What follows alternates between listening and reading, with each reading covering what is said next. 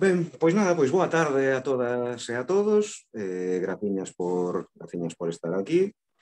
Hoxe imos ter unha pequena formación sobre ferramentas, sobre a situación en realidade, sobre a situación da pobreza en Galicia e as ferramentas institucionais das que dispoñemos para, a nivel de municipio e tamén de comunidade autónoma, sobre todo, para poder facer fronte pois a esas situacións económicas e sociais pois de maior vulnerabilidade que moitas veces, moitas veces non, e Carla non lo explicará agora, pois adoitan lastrar a vida de moitas persoas que por diferentes circunstancias pois van quedando un pouquiño atrás.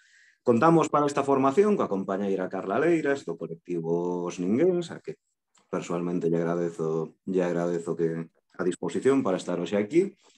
Unha pequena introducción. Carla é licenciada en Dereito pola Universidade de Vigo, traballa como mestra actualmente e dende hai 6 anos é a voceira e a responsable de comunicación do Foro Socioeducativo Os Ninguéns, unha organización que fundaron ela e Antón Bouzas, unha persoa que leva toda a vida traballando na inserción social e na reinserción, pois tanto de persoas con adiccións e drogodependencias como coas persoas coas excluídas. Hai 6 anos puxeron en marcha esta iniciativa coa que se converteron nun dos principais referentes a nivel municipal aquí en Vigo. En ese sentido, o primeiro de todo, darlle de novo as gracias por estar hoxe con nós. Eu non me vou estender máis, que a min me tedes moi visto, e a ela pois non tanto, e o interesante é o que vos vai contar ela. Así que pola miña banda, graciñas a todos e a todas por asistir, e Carla, cando ti queiras. Bueno, boa tarde a todas e a todos, moitas grazas pola presentación. Referente non nos consideramos de nada, non? Pero moitas grazas.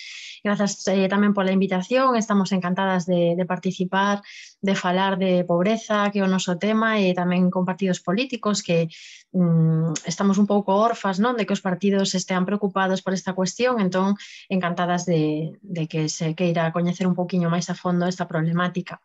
Pasei ao compañeiro Óscar un pequeno documento que fixemos falando das cuestións máis básicas. Quixemos enfocalo desta forma, pois planteándonos de que forma poderíamos axudar a unha persoa que achégase a nós cunha inquedanza de que quedou sen ingresos nun momento dado, que está no paro e cobra 0 euros agora, unha cousa bastante sinxela, partindo un pouco de cero. O que sí que é o documento un pouquiño máis extenso, entón o que vou facer é utilizalo de base para non estenderme demasiado. Tamén evitar mencionar demasiado as normativas, etcétera, que é un pouco máis farragoso. Tédelo todo nese documento para cando poidades examinalo con máis tranquilidade, e tamén varios links ás informacións completas dos diferentes epígrafes que imos tratar. En principio imos falar de ferramentas galegas, por suposto, autonómicas e municipais, pero tamén algunha das estatais creo que é importante mencionala, porque ao final, ten moito que ver co día a día da xente empobrecida. Entón, por si escoitades algunha que non é galega, pois sería esa a razón. Desculpademe que... Sí. Nada, tedes o documento xa no chat da propia xuntanza. Podedes xa acceder a él cando queirades. Desculpade que me esquecín de subilo antes. Perdoa, Carla. Continúa, gracias. Nada, non foi falta que se teña agora. Simplemente decir que o documento un poquinho máis extenso eu terei que resumir porque quería rematar nunha hora para ver se hai un poquinho de debate, preguntas. Entón, claro, o tema é tan vasto que para ceñirme un pouco ao documento, tedes que disculpar a parte que corresponde ao documento. Vou na palestrar en castelán porque o teño delante, quería seguilo, porque senón me estendería 3 ou 4 horas aquí e non queredes eso. Entón, bueno, primeiro decir como introdución que dende o colectivo parecenos que en Galiza temos un problema enorme coas institucións en canto á rede de protección ás persoas empobrecidas que non cubren necesidades básicas e que non teñen garantida a súa existencia material. Isto é porque esa rede de protección é totalmente insuficiente. Podemos asegurar que, por exemplo, na cidade onde nos traballamos, en Vigo, prácticamente a xente empobrecida vive grazas ao traballo de asociacións, de ONGs e da solidariedade da sociedade civil, non das institucións, non? Para non ser problemático, non que exista solidariedade, que non somos voluntarias tamén, facemos isto por conciencia, pero sí que pensamos que é moi problemático que en vez de ser un complemento sexa o único recurso, non? Para moitas familias, tanto alimentario como para buscar teito, etc., acudir a estas ONGs ou a estas asociacións externas que a súa existencia debía estar condicionada, por suposto, a que existise previamente unha rede forte de plan institucional serio, eficaz e que cubra as necesidades mínimas de todas as persoas baixo o umbral da pobreza e logo xa as asociacións que queiran desenrolarse, perfecto, non? Entón, dicir que esa rede, daqui imos falar, esa rede institucional galega, que agora comentaremos que cousiñas hai para axudar as persoas con problemáticas sociais severas, para non ser totalmente insuficiente e moi mellorable, non? Empezar un pouco por aí. Entón, bueno, vou xa ao documento. Lo primeiro que comentamos aquí es el porcentaje de ciudadanos y ciudadanas en riesgo de pobreza o exclusión social en Galicia, que es un 25,7%, porcentaje más alto de los últimos 10 años. Esto sería extractado del informe del 2020 del Instituto Nacional de Estadística. Y mencionar el tema del gasto social por habitante, que es interesante, sobre todo porque está bastante contaminado por la prensa. En realidad, hacer un llamamiento y animaros a que siempre que consultéis algún dato de este tipo, lo busquéis en fuentes oficiales, porque la prensa muchas veces se edulcora según de lo que hablemos. Y por poner un pequeño ejemplo, lo tenéis todo en el documento, decir que hasta hace año y medio el gasto social por habitante, estamos hablando de gasto por persona al año, el más alto fue en A Coruña, 116,2 euros, y Vigo, por ejemplo, que tenemos una propaganda fuerte, ¿no?, de gasto social muy ambicioso, habríamos gastado 69,9 euros por habitante, ¿no?, lo cual es una cantidad irrisoria. Entonces, un poco usarlo como ejemplo de que realmente muchas veces nos desinforman sobre estas cuestiones y que tenemos que ir siempre a las fuentes oficiales. En este caso, A Coruña, el gasto más alto, y el más bajo de toda Galicia sería Pontevedra, 68,8. Igualmente, todos ellos enormemente bajos, como podéis ver. Entonces, un poco la forma de abordar este tema, como os comentaba, sería qué podemos hacer si conocemos una persona o nosotras mismas tenemos un problema de pobreza severa, pues por ejemplo sobrevenida. Imaginemos que yo me quedo en el paro sin ningún tipo de ayuda. Vamos a pensar en una ciudad gallega qué es lo que puedo hacer para salir adelante, en este caso con ayuda institucional. En primer lugar, concretar quién tiene las competencias de bienestar social en Galicia, que es una cosa que se presta bastante confusión, muchas veces porque las propias administraciones se tiran la pelota unas a otras hablando de que no tienen competencias en bienestar, muchas veces los propios ayuntamientos. Hemos escuchado varias veces que los ayuntamientos no tienen competencias en política social. Queremos desmentir esto y decir que por la ley de bases se da competencia directa a los servicios sociales de los ayuntamientos. Voy a leer el artículo concreto, que sería el 25.2 de la Ley de Bases. Serán competencias propias la evaluación e información de situaciones de necesidad social y la atención inmediata a personas en situación o riesgo de exclusión social. Con este epígrafe, cualquier ayuntamiento que se precie puede asumir esas competencias como propias. Entonces, desmentir que no las tienen en este sentido. Y luego, bueno, la Xunta ya sabemos que, por supuesto, tiene competencias en política social. Tenemos una consellería de política social, tenemos la Ley de Inclusión, Social de Galicia, que regula la Risga, y, por lo tanto, ambas administraciones tienen competencias plenas en bienestar social. Son competencias compartidas y las tienen que ejercer tanto la Xunta de Galicia como cualquiera de todos los concellos de la comunidad. Decir que en este sentido nos encontramos con el problema de que a veces por problemas partidarios entre Xunta y concellos hay una paralización de los expedientes o de la agilidad en las ayudas, y que esta es una de las reivindicaciones, ¿no? Cambiar esto y que no tenga que depender el color de cada administración para el trabajo efectivo que hacen, cosa que ahora mismo sucede, ¿no? Entonces, empezaríamos hablando, pues, el ejemplo que os ponía. Si yo me quedo en paro y no tengo ingresos, ¿a qué ayudas puedo optar? Lo más importante y lo que quisimos reseñar fue, en principio, la ayuda alimentaria y mínima, y también el tema de la vivienda, relacionada también con el sinhogarismo. También la pobreza energética y un par de conceptos más. Y no nos da tiempo a mucho más. Entonces, vamos a ver si podemos aclarar estos. Bueno, si nos quedamos en paro y sin ingresos, una persona en Galicia tendría acceso a 2 ayudas prestaciones. En cuanto a la autonómica, tendríamos la RISA, la renta de inclusión social gallega, y luego tenemos, como ya sabéis, el ingreso mínimo vital, que lo conocéis muy bien, pero bueno, hablaremos un poquito de él porque nos parece muy interesante en cierto sentido. Sobre la renta de inclusión social de Galicia, deciros, bueno, ya conocéis, es una prestación económica pública destinada a garantizar recursos económicos básicos, y nos propondrían participar en ciertos itinerarios de inserción una vez que la recibimos. Es una renta inembargable. Por mencionar las cuantías, decir que la mínima son 423,68 euros para una sola persona. Y luego pues vamos sumando concepto de alquiler, conceptos de tramos familiares, convivientes, etcétera, hasta llegar a los 762, que sería el máximo, ¿vale? Que podemos cobrar en Galicia por la risa, 762 euros, tengamos la unidad de convivencia con la gente que tengamos. Es el máximo y de ahí no podemos pasar. Nosotros reivindicamos, por supuesto, subir esta cuantía, ¿no? Nos parece del todo insuficiente. Entonces, dejamos ahí el link de política social sobre toda la información de la RISCA, los documentos que se piden para gestionarla, etcétera, por si alguien tiene necesidad o quiere pasárselo a algún compañero, y decir que esta prestación ahora mismo no caduca. Antiguamente solo se daba por 4 años, pero ahora mismo la podemos pedir el tiempo que haga falta, ¿no? Tiene unas cuantas limitaciones que llevamos años peleando contra ellas, pero ahí están. Quería comentarlas rápidamente. La primera y una de las más importantes es que solo se concede una renta de integración por unidad familiar.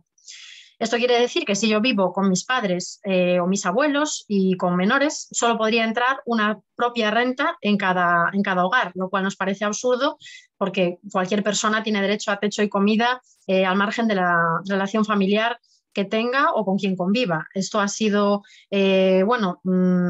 impugnado en cierto modo con una sentencia reciente que reconoce varias unidades familiares en la misma casa, pero en general cuando pedimos una risga y somos 5 personas se nos va a dar una sola, ¿no? Y esto reivindicamos que se cambie, por supuesto. En segundo lugar, segundo error o carencia de esta prestación, decir que la cuantía es del todo insuficiente, ¿no?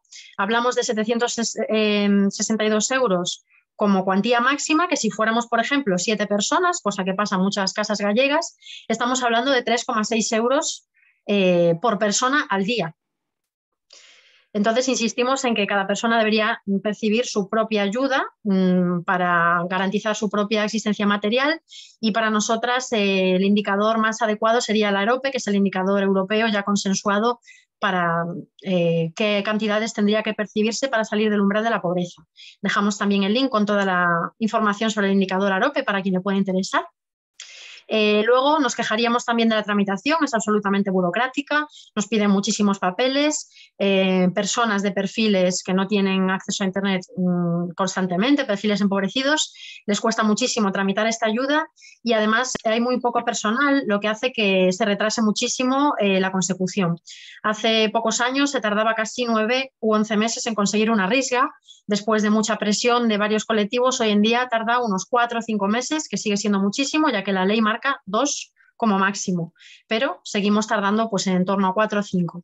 Y por último, decir que el plan laboral que tiene aparejada la risga, que se hace mucha propaganda de él, diciendo que las personas empobrecidas podrían trabajar gracias a este plan, pues aclarar que es un plan que dura 9 meses, es su duración máxima, que no es nada fácil entrar en él y que además son puestos muy poco cualificados, así que normalmente tampoco aprenderíamos gran cosa con los puestos que nos ofrecen partiendo de esta ayuda, ¿no? Quería comentar rápidamente en qué mejora el ingreso mínimo vital a la Risga, porque creo que es muy importante reivindicarlo, ¿no? Porque es cierto que se ha hecho bastante mala prensa del instrumento y tiene sus cosas buenas y sus cosas malas, que las conoceréis mejor que yo, pero rápidamente lo comentamos. Hablando en positivo, el propio concepto de ingreso mínimo vital nos parece ya bastante mejor, ¿no? No nos habla de exclusión social, nos habla simplemente de un ingreso mínimo, como cualquier prestación de desempleo, etcétera, lo cual hace performativamente mucho más sencillo el acceso y menos estigmatizante. Después tiene una solicitud más sencilla que la Risga, de forma telemática. Es cierto que hay personas que no tienen internet, pero en todos los ayuntamientos hay puntos de apoyo presencial para pedirla y es infinitamente más ágil y más sencillo pedir un ingreso mínimo vital que una Risga. También hay una protección especial para ciertos colectivos protegidos, lo cual nos parece muy bien, como en este caso serían los migrantes y las mujeres prostituidas, que vendrían a recibir el ingreso mínimo vital de forma directa una vez acrediten su situación, cosa que con la Risga no pasa. Igualmente, para personas que han podido estar trabajando en negro en determinado momento de su vida, en economía sumergida, el ingreso mínimo vital le es reconocido, mientras que la Risga dice claramente que cualquier persona que tenga economía sumergida, esa situación será incompatible en todo momento con cobrar esa Risga. Entonces, si yo estoy en una situación de prostitución y quiero acceder a una Risga, en el momento en que alguien me vea en esa situación, me retirarían y me sancionarían por ello. En cambio, el ingreso mínimo vital exige igualmente que dejemos estas actividades, lógicamente para no cobrar de forma duplicada, pero sí que contempla que si nosotros el año pasado, por ejemplo, pues fuimos chatarreros y cobramos en economía sumergida, podemos recibir la ayuda, ¿no? Y nos parece que es un avance bastante progresista. Igualmente tiene unas cuantías más acertadas. Decíamos el tope del Risga, que nos parece muy insuficiente, pues la cuantía máxima del ingreso mínimo vital es de 1.015 euros, que nos parece bastante más adecuado. Otra mejora importante es también el tema de que las personas perceptoras del ingreso mínimo vital tienen derecho a matricularse gratuitamente en la carrera universitaria que deseen y en ciertos másters y ciclos de FP, lo cual nos parece muy importante porque elimina la desigualdad que está sufriendo muchas familias a nivel estudiantil por los ingresos en este caso, de sus padres, ¿no? Y nos parece un avance bastante reseñable. También eliminamos lo que comentamos antes de las unidades de convivencia. El ingreso mínimo vital reconocía cuando se inició como herramienta 2 unidades de convivencia en la misma casa y ahora no tiene tope. Es decir, podemos incluso cobrar 6 ingresos mínimos vitales en la misma casa siempre y cuando demostremos, pues, por ejemplo, que somos compañeros de piso y que no tenemos nada que ver. Pero es una mejora bastante importante. Y por último, decir que en resumen es una herramienta mucho más viva que la Risga. La ley de inclusión que regula la Risga estuvo parada 10 años enteros sin que se tocara nada, sin que se mejorase nada, y en cambio el ingreso mínimo vital, en el poco tiempo que lleva funcionando, lleva ya 5 reformas. Entonces, bueno, en ese sentido hay una interlocución con los movimientos sociales pues mucho más constante y nos parece estupendo. ¿Qué problemas tenemos con el ingreso mínimo vital? Bueno, pues que, por ejemplo, el concepto propio de herramienta venía para sustituir a las herramientas autonómicas y a día de hoy, por ejemplo, en Galicia, solamente 2.000 personas perceptoras de Risga se han pasado el ingreso mínimo vital. Esto tiene una razón de ser, que sería pues lo que hemos comentado antes, que si una Risga nos tarda 4 meses en tramitarse, el ingreso mínimo vital está teniendo unos retrasos enormes, superiores a 9 meses y al año, y hay mucha gente que no puede esperar tantísimo tiempo, ¿no? Entonces, nos quejaríamos de que la ejecución del ingreso mínimo vital es bastante deficiente. Se ha contratado una empresa auxiliar, Traxa, con un personal de apoyo que no son funcionarios, que no pueden aprobar ingresos mínimos vitales y solo funcionan como complemento y, por lo tanto, van realmente despacio, ¿no? 1 de cada 3 ingresos mínimos vitales es denegado. Por lo tanto, partimos que los baremos de patrimonio no han sido bien estudiados, ya que si yo me considero pobre, pero solicito esta herramienta y se me deniega, pues algún problema tenemos de entendimiento entre los colectivos sociales y el gobierno, ¿no?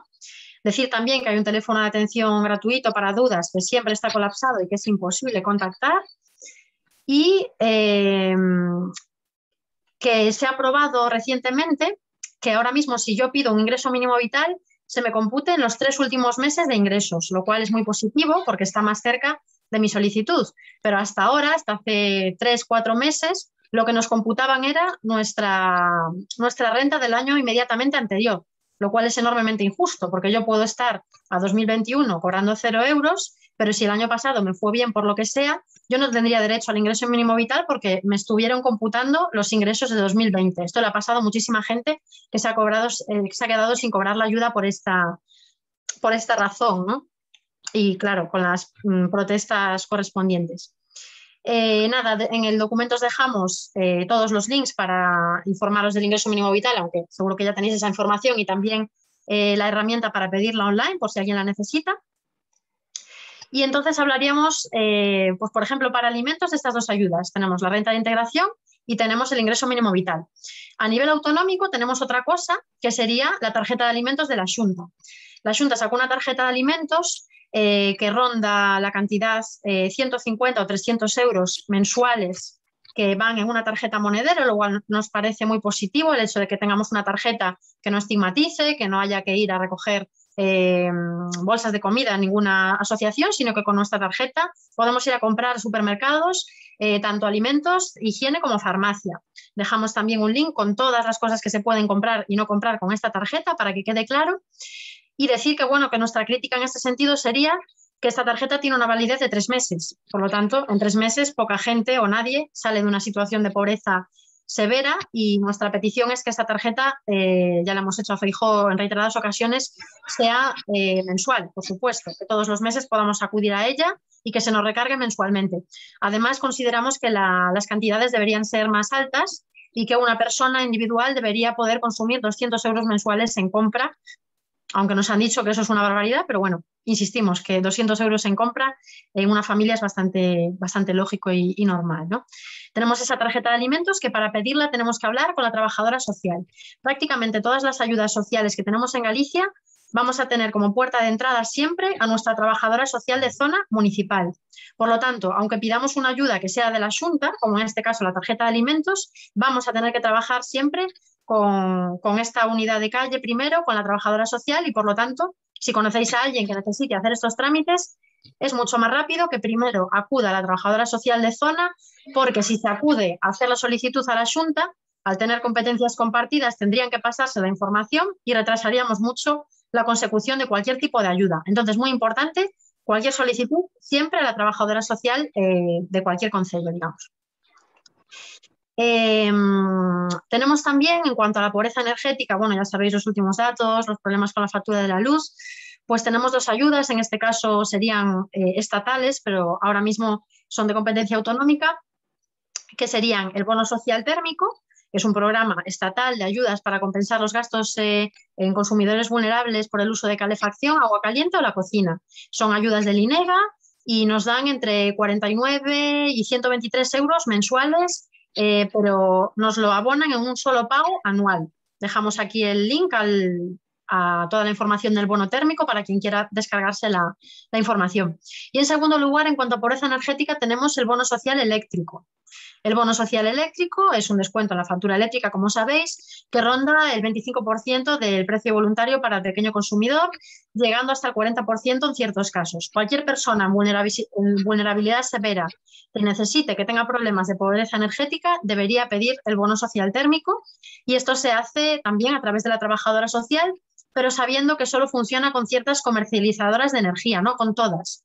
Hay ciertas cooperativas de energía que no funcionan y que no tienen convenio con este bono térmico, y dejamos ahí en la documentación la lista de todas las comercializadoras que sí que lo tienen, ¿no? Y luego, ya metiéndonos un poquito en el tema más complicado, en el que hay menos ayudas ahora mismo en Galicia, sería la vivienda, ¿vale? Para la vivienda partimos de comentar primero lo mismo, ¿quién tiene las competencias? Una discusión entre administraciones bastante acalorada. Las competencias en vivienda en Galicia son exclusivas de la Xunta. Se las reconoce el Estatuto de Autonomía y dice claramente que las competencias pertenecen a la Xunta, pero lo que comentamos antes de la Ley de Bases, artículo 25.2, al hablar de una problemática social, también cualquier concello que quiera puede acceder a tener competencias en vivienda. Por lo tanto, cualquier ayuntamiento que nos diga no tenemos competencias en vivienda, la ley nos lo impide, es falso, ¿vale? Las competencias exclusivas son de la Xunta, es coactivo para la Xunta actuar en materia de vivienda, pero puede ser competencial de un ayuntamiento también hacerlo, como varios ayuntamientos, de hecho en Galicia están empezando a hacer, por ejemplo Cangas, que tiene un plan de vivienda municipal, Bergantiños y otros lugares, ¿no? Entonces, aclarado quién tiene las competencias de vivienda, vamos a explicar qué podría hacer una persona, por ejemplo, como yo, que estuviese en un caso de desahucio, pues hoy en día, por ejemplo, en Vigo, que es mi ciudad. Deciros que tras varios años insistiendo, se ha abierto una oficina en Vigo que le llaman antidesahucios, abierta por la Xunta, adscrita al plan Reconduce, que es un plan autonómico antidesahucios, sobre el papel, ¿no? Ahora explicaremos un poco en qué consiste. Si conocéis a una persona en riesgo de desahucio en Galicia, lo primero que tenemos que hacer, como comentamos, es siempre acudir a la trabajadora social, que va a ser la persona que primero gestione la problemática.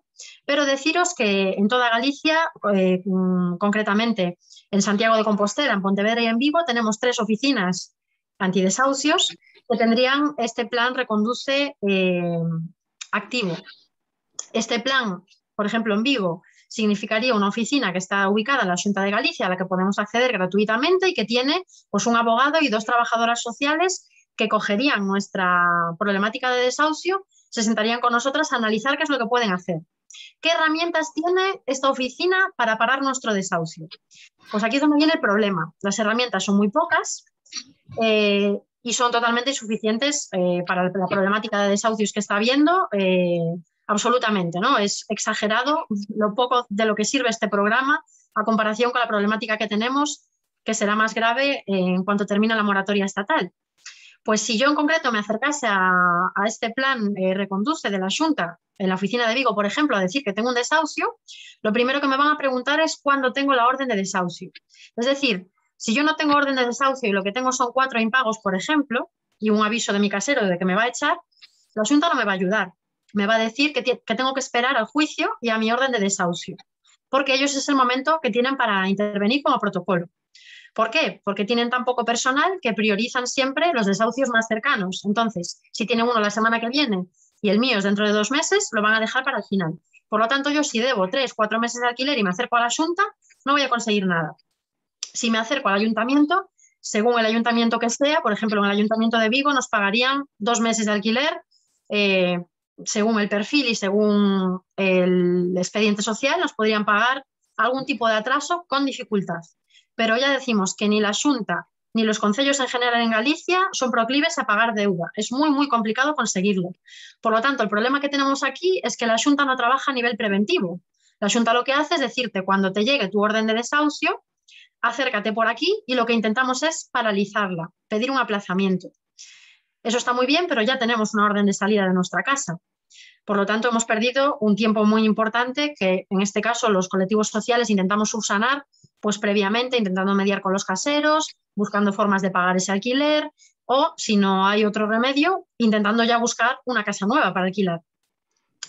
La Xunta de Galicia, en este caso, pediría estos aplazamientos que normalmente se dan de 20 días, aunque pueden llegar a los 2 meses, difícilmente, según el juez, y suele pedirlos un par de veces. Entonces, si yo voy a la Xunta hoy con una orden de desahucio para el 6 de octubre, pues con mucho esfuerzo podría conseguir que la Xunta me paralizase ese desahucio por medio de su abogado, pidiendo un expediente social al Concello de Vigo, a mi trabajadora de zona, y conseguiría pues entre 40, 60 días de paralización, como mucho, 80, ¿vale? Días.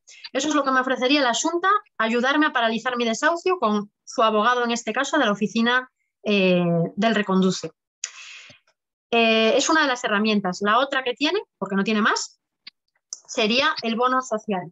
El bono social es un bono que nos conceden en caso de que nos vayamos de nuestra casa, pero por lo que sea hayamos conseguido una vivienda nueva para alquilar. Por ejemplo, si a mí me echan de casa en octubre, pero consigo alquilar un piso porque me avala mi padre, por ejemplo, pues la Xunta lo que haría sería activarnos el bono alugueiro social, que se trata, está todo por escrito, porque sé que es mucha información de repente, se trata de una ayuda de 225 euros mensuales durante 3 años, que a mí la Xunta me daría para que yo pagase, ayudarme a pagar mi nuevo alquiler. repito, mi nuevo alquiler, o sea, yo me voy de mi casa, pero si me voy de mi casa y consigo yo misma otro alquiler en un contrato nuevo, la Xunta me da esta ayuda de 225 euros más una fianza de 600 el primer mes durante 3 años. No está mal, nosotros pedimos que la cuantía se incremente, por supuesto, pero lo que nos parece absurdo es que sea una medida paliativa. Cuando ya nos vamos de nuestra casa, si conseguimos una casa nueva, nos dan esta ayuda. Deciros que esta partida está prácticamente sin ejecutar. Hay, no sé, 70 casos en toda Galicia, creo, que tienen percibido el bono social. ¿Por qué? Primero, porque la gente no sabe lo que es. Segundo, porque aunque sepamos lo que es, la gente que está en paro, la gente que cobra una ayuda mínima, la gente que cobra una risga, por ejemplo, tiene muy complicado acceder a un mercado de alquiler de precio libre. Entonces, ¿cómo va esa persona a alquilar una casa nueva? Que es la única forma de conseguir este bono. ¿Cómo voy yo? Pues con una risga de 400 y pico euros a irme a pedir un contrato a mi nombre. Es inviable, a menos que tenga un aval, a menos que tenga garantías pues, de mi familia o lo que sea. Por lo tanto, muy pocas personas que viven bajo el umbral de la pobreza son capaces de alquilar un piso nuevo y por ello muy pocas personas bajo el umbral de la pobreza pueden acceder a este bono que está infrautilizado. La Xunta sostiene que porque no se conoce su existencia, nosotras sostendríamos que porque está hecho ya de una forma que muy poca gente puede acceder a él. Y nuestra experiencia así lo dice. Por poneros un ejemplo, de 40 casos de desahucio que podemos estar llevando este año, con bonos sociales se han podido arreglar 3, 4. ¿Por qué? Se ha conseguido una casa in extremis de alguna forma, pero no es lo habitual. Por lo tanto, esta herramienta pues tiene muchas carencias. Una de ellas es que nos pone un tope de la cantidad de alquiler que podemos pagar en la casa nueva. Es decir, que si yo consigo que mi padre me avale para una casa nueva porque me echan de la mía, pero mi casa vale 600 euros, el bono no me cubre, porque para Vigo el tope del baremo está establecido en 450 euros, lo cual es absurdo, porque sabéis todos y todas que los alquileres en Galicia hoy en día están al alza y por 450 euros no alquilas nada, y menos para una familia grande, ¿no? Entonces, una de nuestras reivindicaciones, por supuesto, es que estos topes de alquiler se suban a un mínimo de 600 euros, porque 450 no es viable y por eso este bono no se pide. Por último, si no conseguimos un aplazamiento o ya lo agotamos y el bono no nos sirve porque no conseguimos una casa, ¿qué es lo que hacemos? Tengo un desahucio señalado para el día 6 de octubre. Es mi última prórroga. ¿Qué puedo hacer? Depende un poco del ayuntamiento. Aquí acaba el papel de la Xunta. La Xunta no tiene un parque público de vivienda en alquiler social ni piensa tenerlo. Con matices, ahora lo comentamos, pero ya he dicho que en principio el parque que hubo en el pasado, en el que podías alquilar una vivienda de la Xunta por un precio razonable, 100 euros mensuales, etcétera, se ha terminado, quedan 3, 4 casas en toda Galicia y no se piensa retomar por el momento. Por lo tanto, el papel de la Xunta, en cuanto nos aplaza el desahucio y nos ofrece este bono aluguer, termina. Vale, entonces tendríamos que volver a la trabajadora social y ver si en nuestro concello hay algún tipo de ayuda de otro tipo. Por poneros un ejemplo, en Vigo, pues durante la pandemia el alcalde ha habilitado hostales para las personas que se queden en la calle. Pues nosotras, en este caso, si no encontramos otra alternativa de ningún tipo, acudimos a los hostales como muy mala solución. Posteriormente, en el documento os reseñamos 2 ayudas de la Xunta para el alquiler. Una es una ayuda especial por el tema del COVID y otra una previa que se pedía todos los años para cualquier persona que tenga un piso de alquiler en Galicia. Están ahí las bases de ambas convocatorias, no tiene mucho que comentar así especial. ¿Cuál sería la solución? La solución a estas carencias de ambas administraciones sobre el tema de la vivienda, pues por supuesto un parque público de vivienda en alquiler social. Este parque, como os comentaba, ya lo hubo en la Xunta, funcionaba perfectamente bien. Si yo tenía un desahucio, a mí me adjudicaban un piso en mi comarca y dependía de cuánta familia viniera conmigo, de qué necesidades tuviese de espacio de ese piso, dependería lo que me cuesta el piso. Por ejemplo, un piso de 90 metros serían 90, 100 euros mensuales como alquiler social durante 3 años. A los 3 años me tendría que ir. Vale, es un parche, lógicamente, pero es una cosa que, bueno, que en 3 años puedo a lo mejor tener una mejora en mis condiciones económicas. Ese parque se ha acabado y, como digo, no se quiere volver a recuperar. También reseñar que hay una diferencia muy clara entre un parque público de alquiler social y los pisos sociales, porque nos está pasando, por ejemplo, desde nuestro ayuntamiento, que se van a hacer vivienda social y que la gente piensa que vivienda social es esto que estoy diciendo, un piso que me cueste 100 euros mensuales y que me presten, entre comillas, un tiempo para que yo mejore mi situación económica. Y no es cierto, los pisos de protección social son otra cosa totalmente diferente, y por poneros un ejemplo entendible, nosotros vamos a tener vivienda protegida en el barrio del Cura, en Vigo, y el piso más barato cuesta 300.000 euros y son pisos para venta. Y eso es vivienda social, es decir, es vivienda con algún tipo de protección, que no quiere decir ni que sea de alquiler ni que se pueda hacer cargo de esa vivienda una persona empobrecida. En absoluto, las viviendas de protección son dirigidas a perfiles de personas en pobreza severa. Están más bien dirigidas a personas de clase media, ¿vale? Entonces, hacer esa distinción. Decir el matiz que os comentaba antes sobre que la Xunta no quiere un parque social en alquiler, que en el nuevo Pacto Social de Vivienda Autonómico que se aprobó a principios de este año, el Pacto Social 2021-2025, nominalmente sí que lo menciona, ¿vale? ¿Qué pasa? Que desde enero hasta hoy no hemos tenido noticia de que se haga ningún tipo de actuación a ese respecto. En ese pacto social nos dicen que la Xunta va a ofrecer a los propietarios de los pisos 8.000 euros a los particulares para que rehabiliten sus pisos a cambio de meterles en una lista que sería una bolsa de alquiler social, digamos, para que personas empobrecidas puedan anotarse en esa bolsa y por un precio simbólico alquilar un piso. Y la Xunta ofrecería en este caso un aval a ese pago por si la persona no puede pagarlo en la Xunta, y un seguro de multirriesgos por si tenemos algún tipo de daño en el inmueble, ¿no? Como para animar a estas personas dueñas de vivienda vacía a movilizarla. Eso aparece de forma nominal en este Pacto de Vivienda 2021-2025. Preguntados sobre ello, nos dicen que claro, que esto es un plan a 5 años y que todavía no se ha hecho nada, pero que se hará. Veremos si esto es así. Por ahora, 0 viviendas en alquiler social de la Xunta en Galicia. Dejamos la convocatoria completa del Pacto Social sobre Vivienda para que lo podáis leer, que es muy interesante.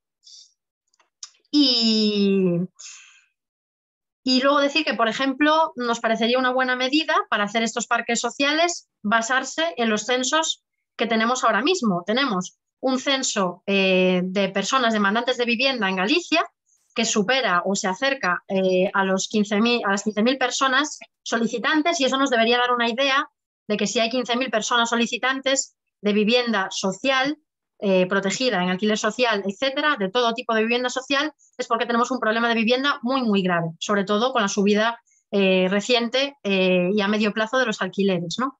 Entonces, nosotros proponemos que se utilicen los censos tanto de personas que necesitan vivienda por ese censo oficial de registro de demandantes, como los censos de personas sin hogar. Los censos de personas sin hogar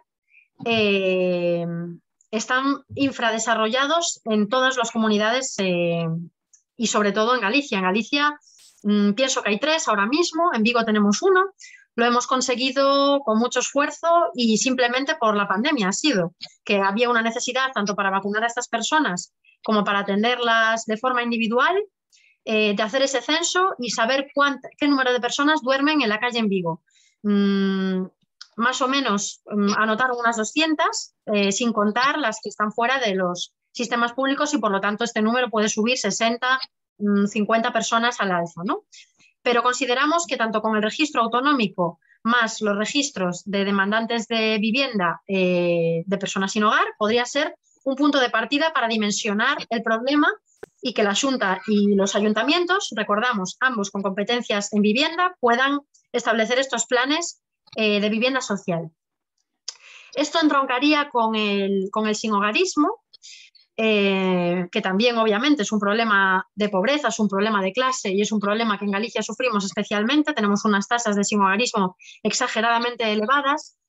Decir que a nivel normativo está muy complicado porque no hay ningún tipo de norma que obligue a un ayuntamiento ni a la Xunta a establecer una solución a erradicar, no nos gusta mucho esa palabra, el sinhogarismo. Entonces, vamos a depender de la buena voluntad de los políticos que quieran hacerse cargo de esta cuestión, porque sí es cierto que tenemos un derecho constitucional a la vivienda y unas competencias en vivienda. Lo que nos hablan del sinhogarismo en concreto, no tenemos un artículo concreto que diga que en una ciudad nadie puede dormir en la calle, salvando obviamente el constitucional. Pero me refiero a algo más local o autonómico. No existe esa legislación, cosa bastante urgente y bastante preocupante, ¿no? Por lo tanto, por ejemplo, en nuestra ciudad se ha abierto un albergue y nuestro alcalde considera que ha sido pues, una obra de caridad y de ambición social, etcétera, y que a él no le correspondía para nada abrir ese albergue, ¿no? Por lo que sea. Ese es uno de los problemas. Otro de los problemas es que, como comentaba antes, se tiende a tirar mucho de las ONGs. En casi toda Galicia, los pocos dispositivos para personas sin hogar que hay habilitados van de la mano siempre de ONGs, muy sobre todo católicas, y esto es un problema, primero, porque las externalizaciones repercuten en el salario de los trabajadores y en las condiciones de esas contratas. Por ejemplo, nosotras aquí tenemos un albergue municipal, presuntamente municipal, que está a su vez externalizado con Cruz Roja. Eso hace que una parte importantísima de ese presupuesto anual se quede en el intermediario, que es Cruz Roja. ¿Qué es lo que proponemos nosotras? Pues obviamente dispositivos 100% públicos, 100% financiados con dinero público y gestionados directamente desde las instituciones. Nos da igual Xunta que concellos, pero gestionados por las instituciones, porque van a tener ya un personal especializado, funcionario, bien remunerado y que esté en muchas mejores condiciones que las precarias que viven muchas de estas personas que trabajan en ONGs. Entonces, insistir en la desvinculación de las ONGs con la cuestión social, por lo menos de forma coactiva, de forma voluntaria y solidaria, todo lo que queramos, pero no como último recurso, que parece que es lo que tenemos. Entonces, ¿qué nos dice la Xunta sobre el sinhogarismo? En este pacto que comentamos antes, el Pacto Social sobre Vivienda, nos prometen que van a implantar el programa Housing First. No sé si lo conocéis, dejamos aquí el link completo con toda la información. Es un programa que se trasladaría desde el extranjero, que ya funciona con éxito en varios países, sobre todo los nórdicos, que constaría en saltarnos el paso previo del albergue para las personas sin hogar, ofreciendo directamente un piso a cualquier persona censada como persona sin hogar. Esto tiene muchísimos beneficios en todo sentido. Empezando por el nivel de estigmatización de una persona sin hogar que se ve en la calle, que tiene que estar un tiempo en el albergue.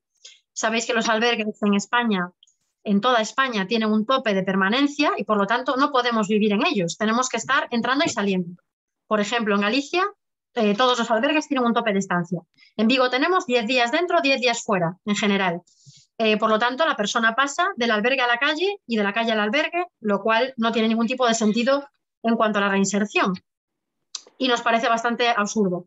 Entonces, esta metodología Housing First lo que pretende es, en vez de solamente tener ese dispositivo de emergencia que sería un albergue, pues tenemos una bolsa de pisos disponible para nuestro censo de personas sin hogar, en nuestro caso 200 personas, pues 250, imaginad, 250 pisos, 250 viviendas, que pueden ser unifamiliares o dependiendo de las circunstancias de la persona, y lo primero que se hace con esa persona sin hogar es sacarla de la calle. Parece bastante de cajón, ¿no? Tenemos una persona sin casa, le ofrecemos una casa. Y luego ya los trabajadores sociales trabajarán en si tiene las ayudas solicitadas, en si tiene los itinerarios cumplidos, todo eso se hace a posteriori.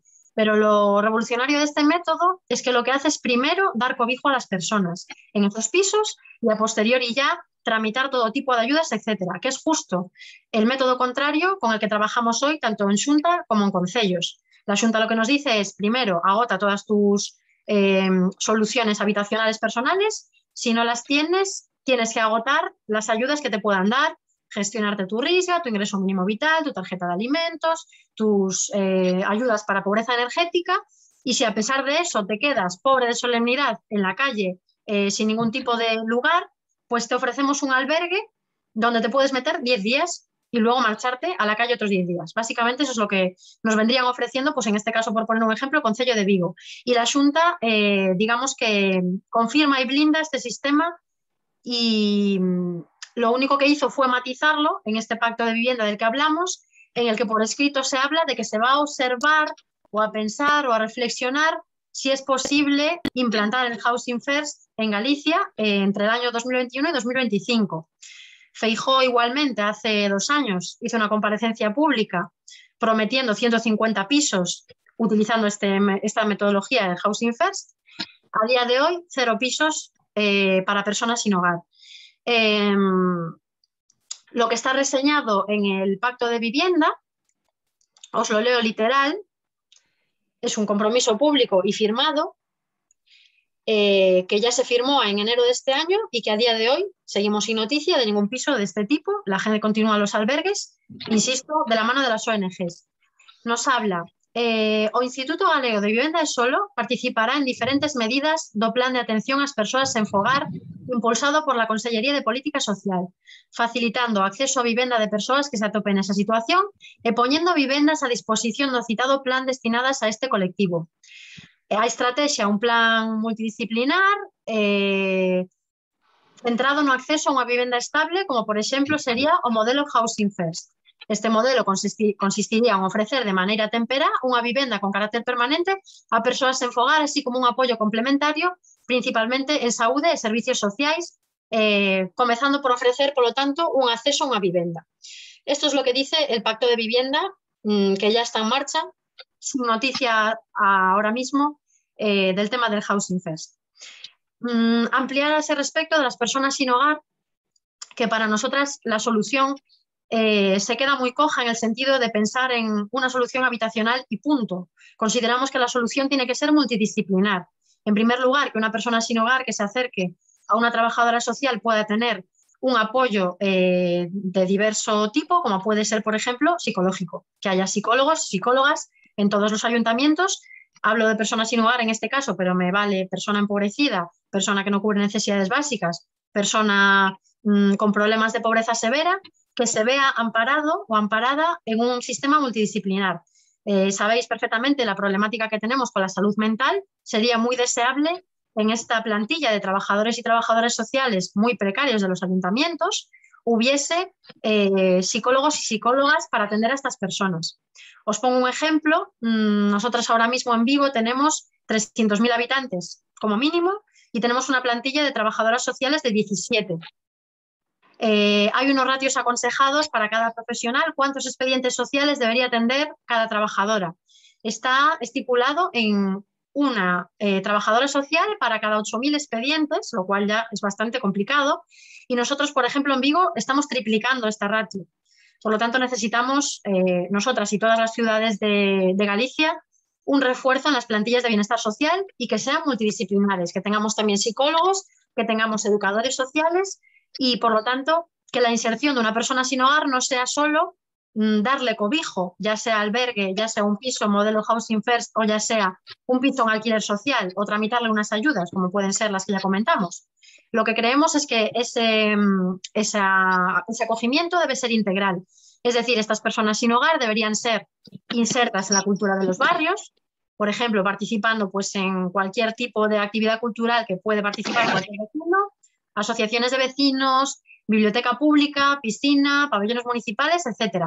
Cualquier persona empobrecida de esta ciudad tiene vetada la entrada a estos dispositivos, obviamente no de forma directa, pero sí por los ingresos, porque todas ellas piden unas cuotas bastante elevadas. Entonces, nosotras siempre insistimos en conseguir la exención para personas empobrecidas para integrarse en el tejido cultural del barrio, cualquier cosa que les pueda interesar, que puedan a coste cero acceder a este tipo de cuestiones, porque si estamos cobrando, imaginad una pensión no contributiva que ronda los 400 euros, malamente vamos a poder pagarnos la casa, la comida y encima pues ir a una piscina de un pabellón municipal, etcétera. Entonces consideramos que esto debería ser gratuito, por supuesto, para toda persona empobrecida que nos atestigue que realmente pues, no tiene estos ingresos.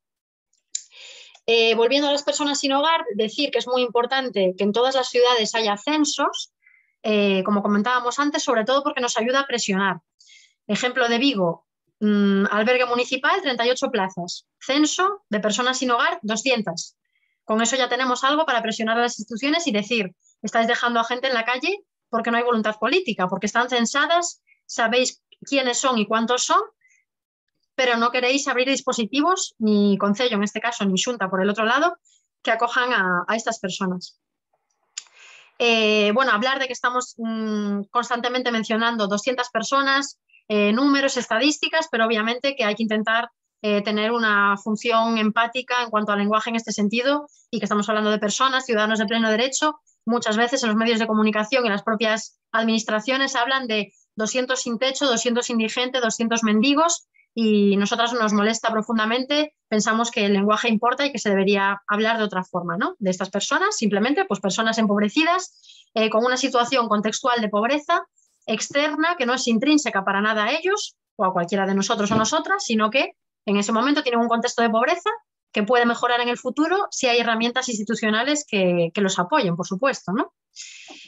Decir que si nos encontramos una persona sin hogar en cualquiera de nuestros ayuntamientos, lo que tendríamos que hacer en primer lugar sería llamar al 010, que es el teléfono de atención municipal, y ahí nos informarían de qué dispositivos tenemos disponibles en cada una de las ciudades.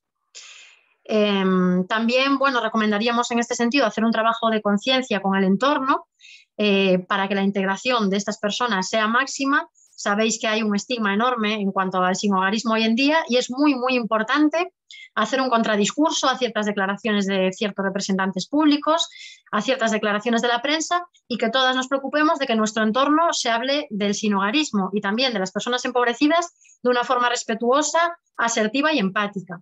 Entonces, a veces es tan importante meter una moción en un ayuntamiento o presentar a la Xunta un escrito como el día que estamos en el bar con los amigos y se hace un comentario despectivo de alguna de las personas empobrecidas, corregirles y explicarles que cualquiera de nosotras podemos terminar en esa situación, de hecho que podemos estarlo en ese momento y que es una falta de respeto, y por eso desde el colectivo peleamos mucho contra el concepto de aporofobia.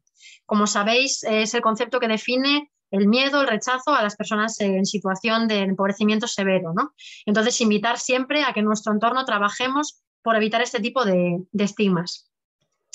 Y por último, bueno, decir, para intentar irme a la hora como quedamos y ahora comentáis lo que queráis ampliar, resumiendo, pues que para nosotras la realidad de las personas empobrecidas en Galicia es absolutamente desoladora.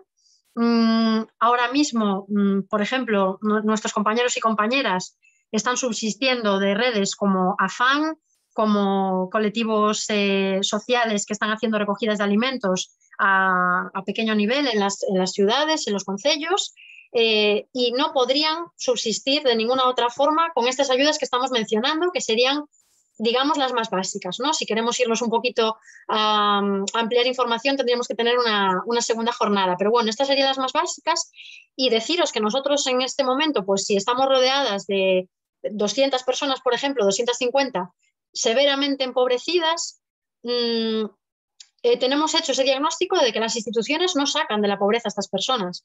Las instituciones, si acaso, cronifican esta pobreza, porque al final, si hablamos de un albergue, es una rueda cronificante de la entrada y salida. Si hablamos de una risca, no hay ningún tipo de plan de empleo solvente para que una persona que cobra una ayuda mínima pueda conseguir un empleo remunerado sin ser por su cuenta y riesgo. O sea, los planes de empleo tienen unos presupuestos absolutamente ridículos que se dedican a otras cosas que parece que le importan más a ciertos dirigentes y, por lo tanto, es insuficiente el apoyo que se da a nivel laboral, absolutamente. Y a nivel formativo, lo mismo, quitando lo que hemos comentado del ingreso mínimo vital, que hay esta buena noticia de que podemos matricularnos en una carrera universitaria, FP, máster, etcétera.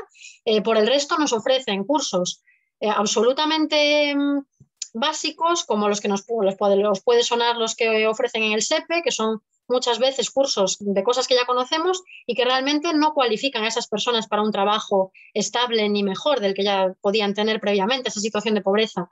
Entonces, denunciar esa cronificación, ese sistema que parece estar pensado para que las personas en la pobreza sigan en ella y sigan por medio de estas externalizaciones con ONGs, pues un poco pasándose la pelota de una administración a otra y rechazando las competencias que tanto Xunta de Galicia como los distintos concellos tienen según la ley de bases y según el Estatuto de Autonomía de Galicia, y por lo tanto, bueno, un poco recordar que ahora mismo la red institucional es muy floja, es absolutamente insuficiente.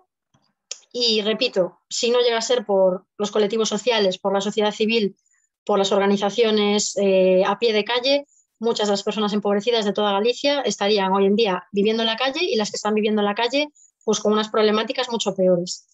Quería comentar muy, muy rápidamente algunos de los problemas que tenemos asociados al empobrecimiento severo y ya termino y os dejo hablar.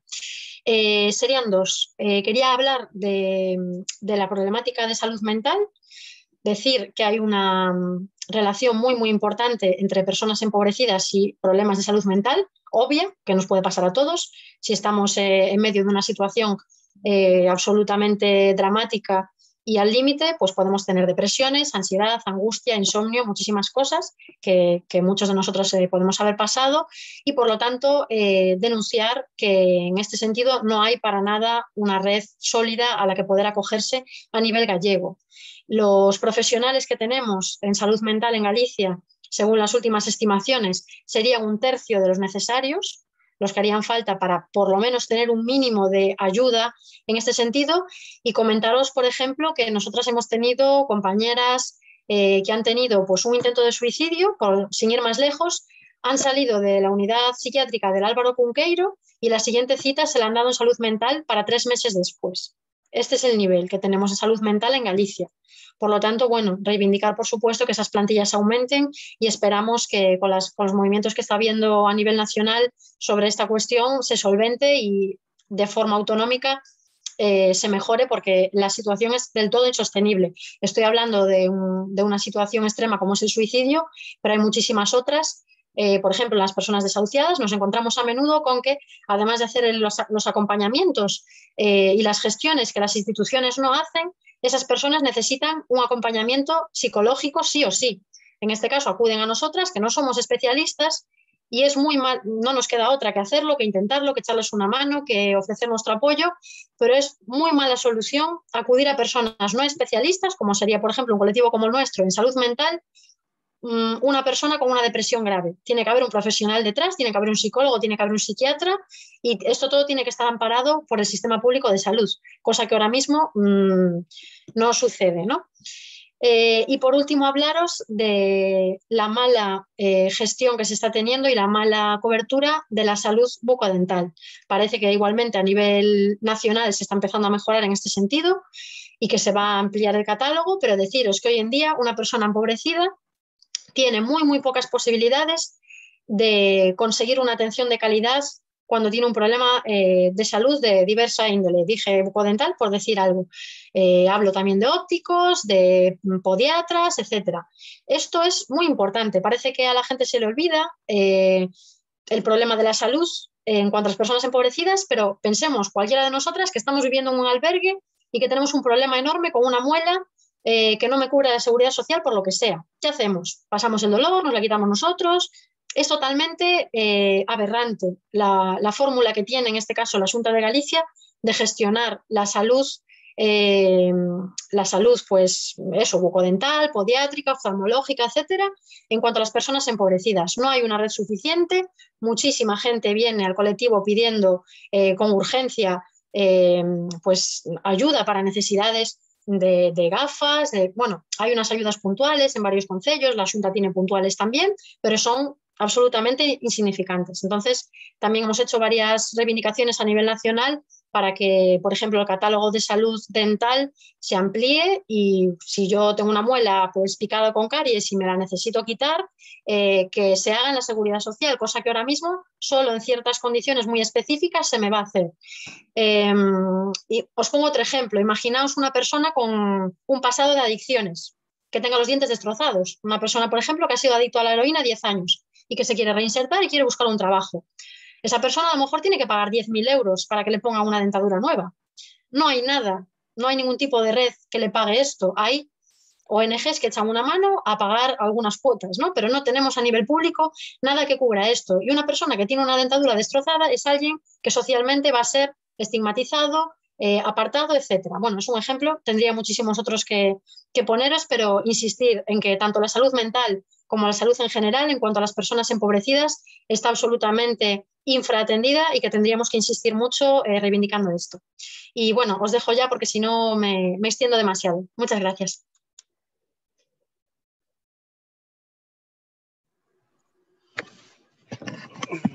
Gracias a ti, Carla. Bueno, compañeiras, compañeiros, o turno das preguntas que poidades querer formular a compañeira, eu vou abrir fan deixando unha que, na túa opinión, na vosa experiencia dende o colectivo, que facedes para crear conciencia na cidadanía? É dicir, porque entendo que todas estas problemáticas, pois para a xente que estamos máis activos, máis vencellados dun xeito ou outro, coa igualdade, coa loita social, etc., son cuestións pois case de sentido común. Pero teño a sensación, polo menos pola miña experiencia, de que fora destes ámbitos igual non se perciben do mesmo xeito. Cal é a vosa experiencia nese sentido? En segundo lugar, pois, como pensades ou que ferramentas empregades para ampliar ou tratar de crear esa conciencia. Deixo a pregunta plantexada, que os que queirades, vexo que Óscar levantou a man, que non sei se tes unha pregunta. Como prefires, Carla? Collemos 2 ou 3 e respondes ou imos pregunta por pregunta? Dame igual, como queiras. Pois imos pregunta por pregunta, responde a que che deixo así para romper o xeo. Vale. Imos levantando a man ou ides activando a voz e ides preguntando. Graciñas. Vale, a creación de conciencia, bueno, é un dos pilares do noso colectivo, un dos traballos máis complicados que temos por facer. Usamos as ferramentas que temos a man, obviamente sempre mellorables, porque non hai unha receta máxica, pero sí que, voltando un pouco o que comentaba antes, parécenos moi importante, en primeiro lugar, facer contradiscurso, ou eso tentamos, facer un contradiscurso, por exemplo, das declaracións de certos dirixentes públicos que na prensa recóllense, sabedes, que cada un, según quen recibe certas subvencións, conta a realidade social dunha forma ou outra. Entón, nós, por exemplo, temos, neste caso eu que levaría a prensa, pois que faría? Reviso todos os días a prensa e cando me atopo, por exemplo, no Faro de Vigo con alguna barbaridade sobre persoas en fogar, algunha vulneración de protección de datos, algún dato falso, a expresión temos a mellor política social de España, cousas desas, tentamos facer comunicados que a veces saen, a veces non, nas nosas redes e tamén na prensa, tentamos chamar a súa atención, facer entrevistas de radio, que faga falta, tentar falar cos medios para dar a nosa visión, neste caso contraposta con esas declaracións, por poñer un exemplo. Entón, usaríamos a prensa como ferramenta e tamén, obviamente, as redes sociais para sempre que miramos que hai certo discurso non realista ou que falta a verdade, meternos aí para tentar desmentilo, non? Nese sentido. En segundo lugar, tamén somos un colectivo absolutamente pegado á rúa. Interésanos moitísimo sair á rúa a reivindicar, sabemos que hoxe en día é unha ferramenta que acode menos xente, que non son, bueno, esas manifestacións de antes, pero é certo que sí que atopamos moi boas sinerxias, repartimos panfletos, explicamos as nosas reivindicacións, tentamos facer 1 ou 2 actos mensuais na rúa e explicar este tipo de cuestións. Pois, por exemplo, o próximo acto plantexado para outubro sería sobre pobreza e saúde mental, pois explicaríamos a toda a xente asistente esa problemática que está pasando, as cifras, os números, e tentaríamos despois usar as redes e tamén os poucos medios que nos fan caso para colocar ese discurso e explicar a nosa visión sobre esa temática. E por último, o que comentaba do boca a boca.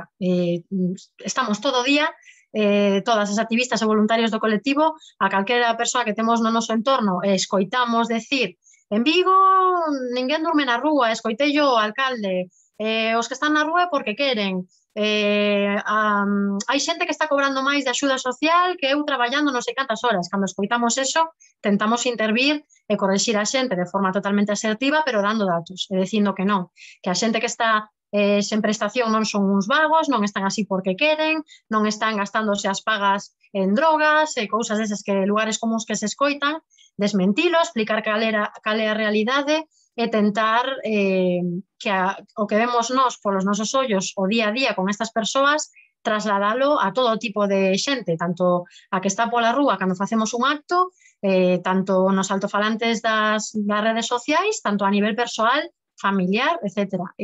Son as medidas que temos e, bueno, faise o que se pode, pero realmente falta moitísimo traballo nese senso e, bueno, calquera idea nova neste sentido é moi ben recibida porque, obviamente, parecenos un pilar fundamental.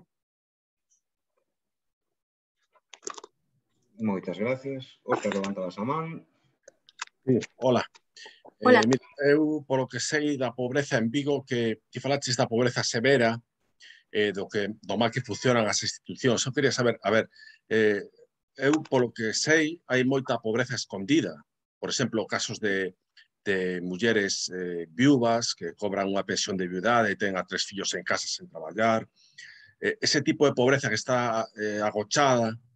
Entón, o problema da pobreza en Vigo, eu, polo que vin, traballando con algúns colectivos que colaborei un tempo, é inmenso. O sea, podemos estar falando de 100.000 persoas afectadas directa ou indirectamente, non? Entón, o marco legal existe para a inclusión laboral, marco legal a nivel estatal mesmo, a lei de bases que dicías, a inclusión laboral, xa non, claro, non só a parte das axudas, que eso é para a pobreza severa, non? Como un primeiro paso, o Faustin Fest, este que dicías, senón para a xente que está en idade de traballar, que quere traballar. Por exemplo, hai moitas formas de autoemprego. Antes falabas de autoemprego como algo, pero, por exemplo, as cooperativas, agruparse varias persoas, o sea, en esta situación e formar cooperativas, que mesmo é un xeito de empoderarse tamén, non?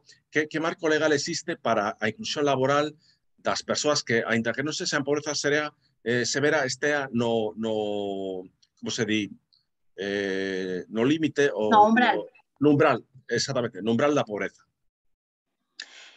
Bueno, comentar que sí, tes toda a razón, dende logo hai moita pobreza agochada na cidade, a última cifra saían en caso de Vigo 60.000 persoas empobrecidas, isto non chega en absoluto ás cifras reais, non pode ser, pois, como ben dís, perfectamente un tercio da cidadanía de Vigo, pero, bueno, as cifras falaban, segundo o indicador Arope, eran de 60.000 persoas empobrecidas. Dentro destas persoas empobrecidas, é certo que eu falo sempre por de formación de persoas en pobreza severa, e cando falo de pobreza severa refírome a persoas que están, por exemplo, cobrando unha risga, unha pensión non contributiva, tamén unha pensión de viudedade, un ingreso mínimo vital, etc. Pero, por exemplo, o indicador Arope nos falaría de que calquera persoa que estea cobrando menos de 750 euros mensuais xa estaría baixo ese umbral que ti comentas.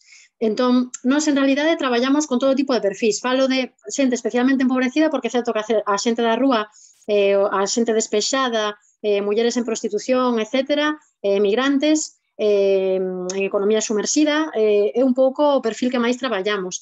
Pero tamén traballamos con traballadoras precarias, por exemplo, que non chegan a fin de mes.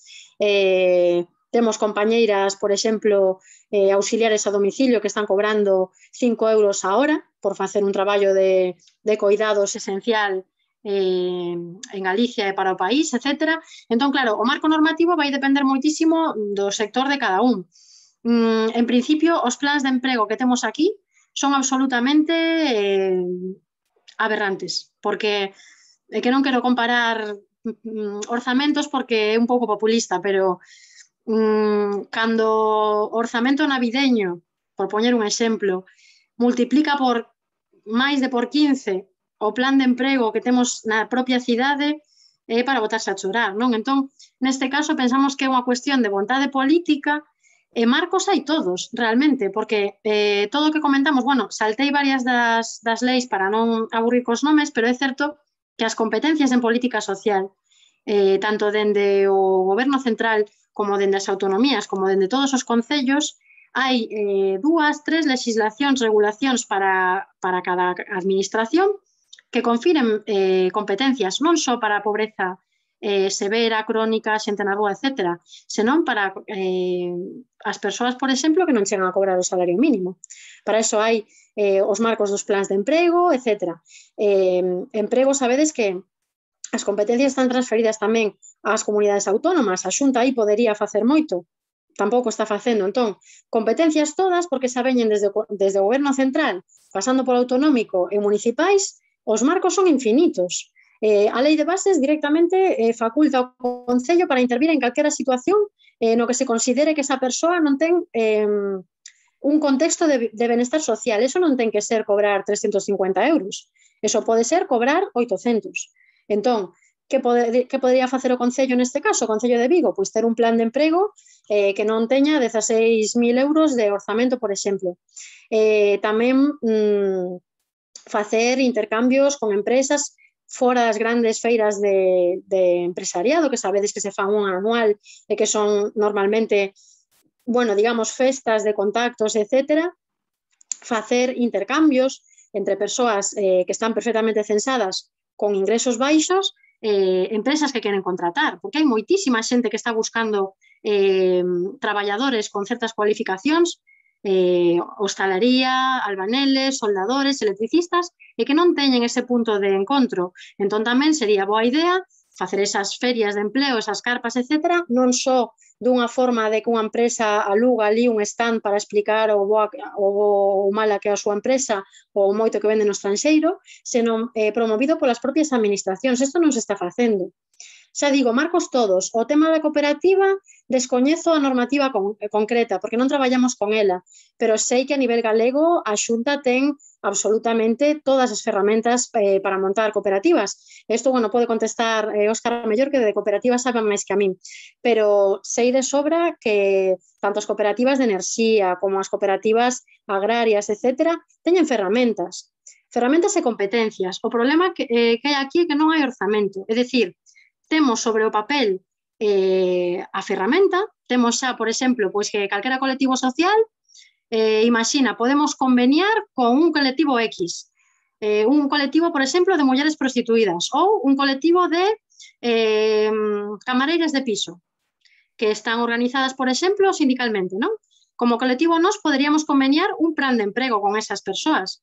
Temos o marco legal, o que non hai son orzamentos. Neste caso, nós, como non traballamos con subvenciones, somos voluntarias autoxestionadas, non entramos nese tipo de traballo, pero hai moitísimas organizacións que sí, pero non teñen orzamento.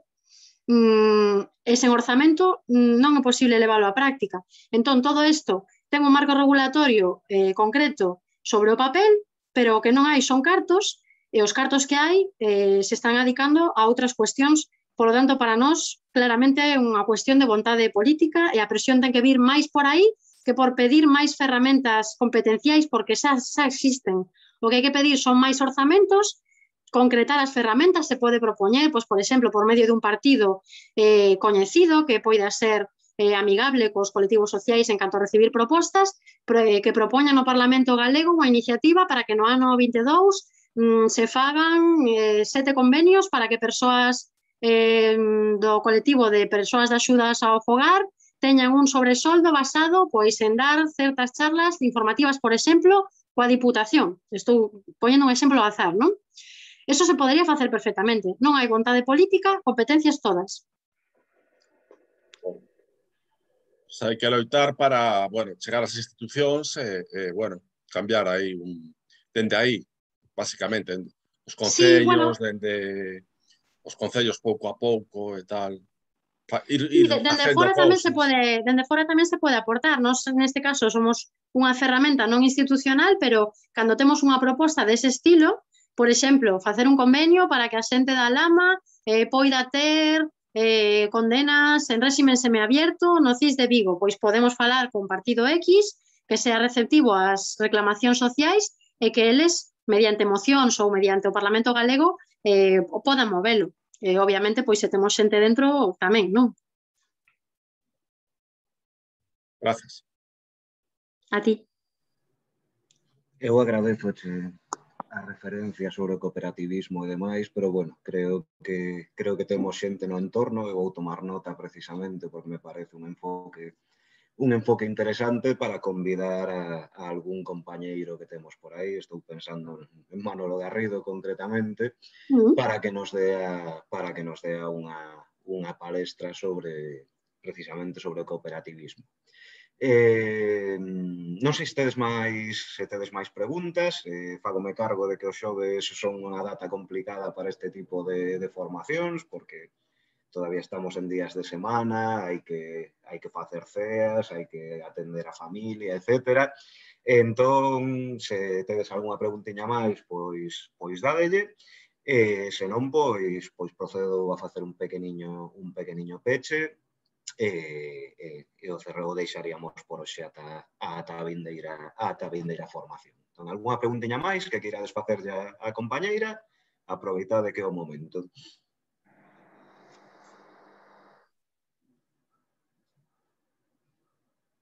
No, pois parece que non. Carla, es moi elocuente. Nada, pois, en principio agradecervos a todos a todas a asistencia, a ti, Carla, e, bueno, o vosso colectivo en xeral pola boa disposición a esta pequena formación. Como conclusión, pois, estaba pensando se vos podería recomendar algunha obra ou algunha cousa polo estilo. A única que se me ocorre é un pouco trivial, por decirlo de algún xeito, pero hai unha pequena noveliña, é casi un libro infantil, que se titula Un gato da rúa chamado Bob.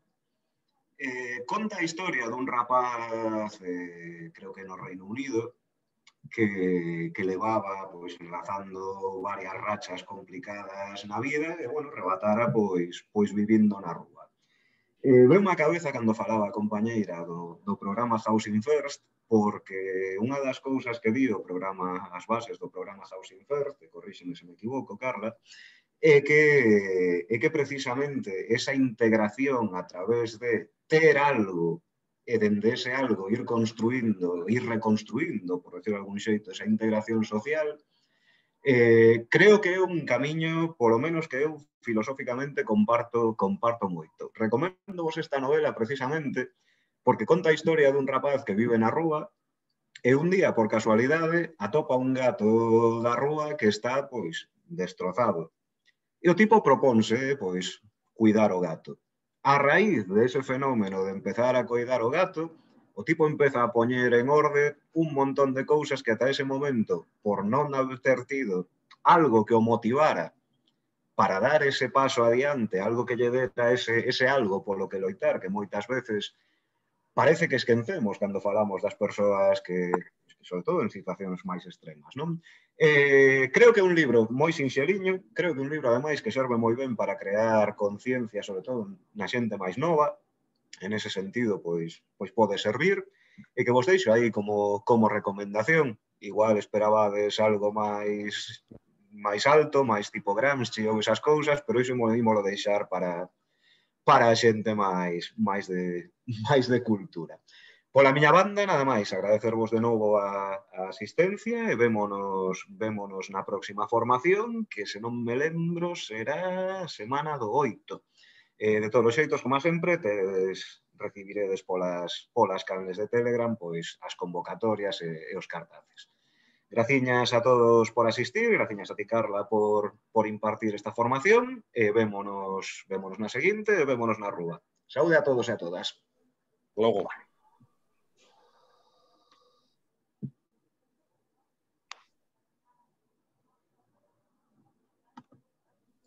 Non vos vexo xa. Bueno, moitas grazas pola invitación e aquí estamos para o que precisedes. Graciñas.